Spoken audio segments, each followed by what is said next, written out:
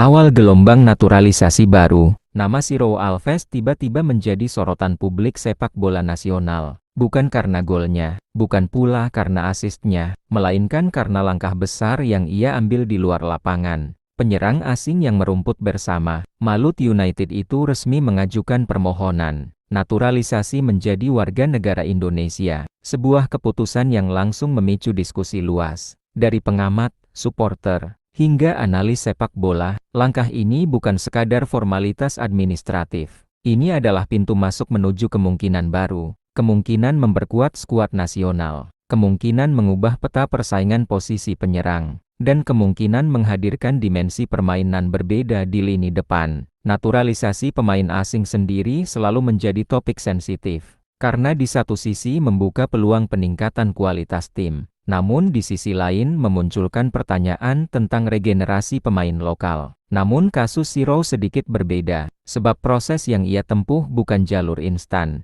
bukan jalur percepatan, melainkan jalur reguler yang mengikuti semua tahapan hukum negara. Itulah yang membuat ceritanya menarik, sekaligus penting untuk dicermati secara menyeluruh.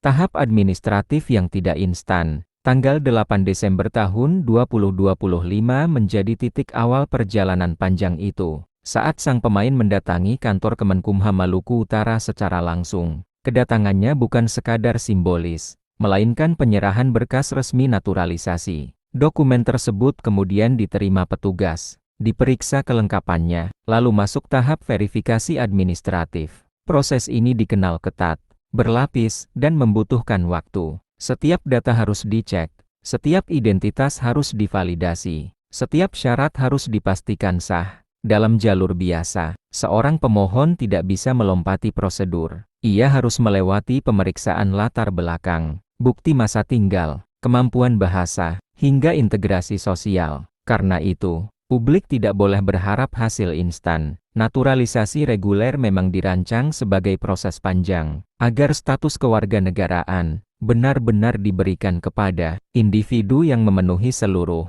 ketentuan hukum. Sampai pertengahan Februari tahun 2026, berkas tersebut masih berada pada tahap verifikasi. Artinya, proses berjalan, tetapi belum mencapai garis akhir.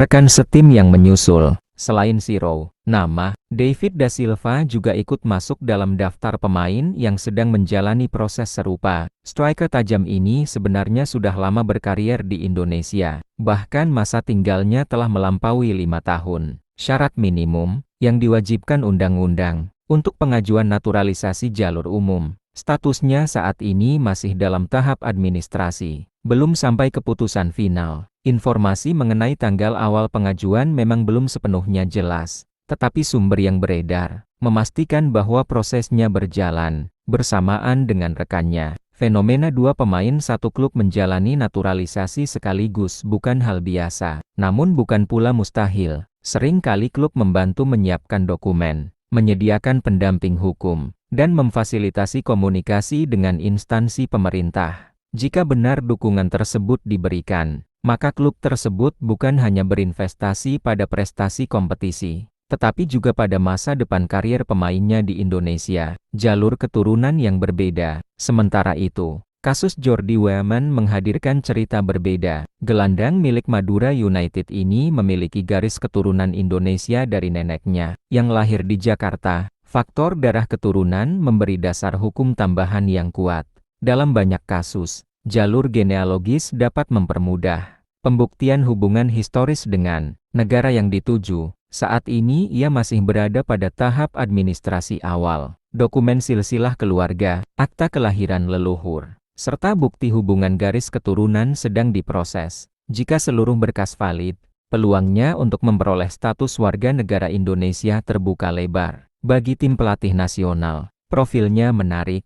Ia dikenal sebagai gelandang dengan distribusi bola rapi, disiplin posisi, serta pengalaman bermain di kompetisi Eropa. Karakter seperti ini jarang dimiliki pemain lokal secara bersamaan, sehingga potensinya dianggap sangat menjanjikan.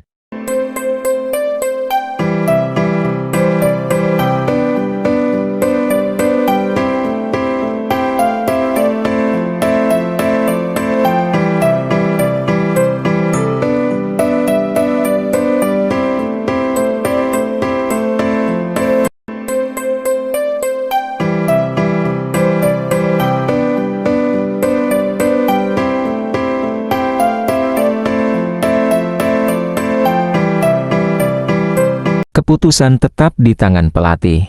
Walaupun proses naturalisasi berjalan, satu hal penting harus dipahami. Status kewarganegaraan tidak otomatis berarti pemanggilan tim nasional. Keputusan seleksi pemain tetap berada di tangan pelatih kepala John Herdman yang memimpin timnas Indonesia. Pelatih memiliki pertimbangan teknis yang kompleks. Ia tidak hanya melihat nama besar, tetapi juga keseimbangan skuad, kebutuhan taktik, serta performa pemain lokal yang sudah ada. Naturalisasi hanyalah membuka pintu, bukan menjamin tempat. Setiap pemain tetap harus bersaing secara profesional. Sama seperti pemain lain, pendekatan ini menunjukkan bahwa strategi pembangunan tim nasional tidak bergantung pada naturalisasi semata, melainkan pada sistem seleksi objektif. Dengan kata lain, status paspor boleh sama, tetapi kualitas permainan tetap menjadi penentu utama. Unit 6 menunggu evaluasi turnamen. Pelatih juga menegaskan bahwa evaluasi besar akan dilakukan setelah ajang FIFA Series ke-2026. Turnamen tersebut menjadi tolok ukur penting, karena menghadirkan lawan internasional dengan gaya bermain berbeda. Dari sana, tim pelatih bisa menilai kebutuhan nyata skuad.